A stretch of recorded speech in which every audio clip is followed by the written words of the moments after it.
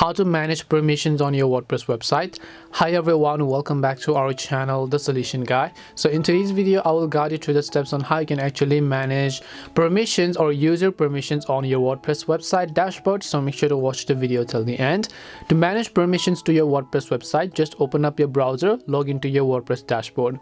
Then once you do that, from the bottom, go to users, as you can see over here on the bottom left. So basically you can see I'm only the current user in this website because I'm an administrator. So if I want to add a new user and manage the permission, I'll just click on the add new button. I'll make sure to enter all the details such as the username required for that person to log in, the email address, the first name, the last name, the website, as well as the password. Then all you need to do is simply select the role for them. So what kind of permission you want to give them, whether you want to make them a shop manager or a customer or a subscriber or a contributor, author, editor, or administrator, depending upon what kind of permission you want to give them. I really wouldn't recommend administrator unless you really trust that person. And then just click on the add new user button in order to add them. And that is it on how you can basically go ahead and then actually add and manage permissions on your WordPress website. We hope the video was really helpful, and if it did help you, then make sure to leave a like and subscribe to the channel.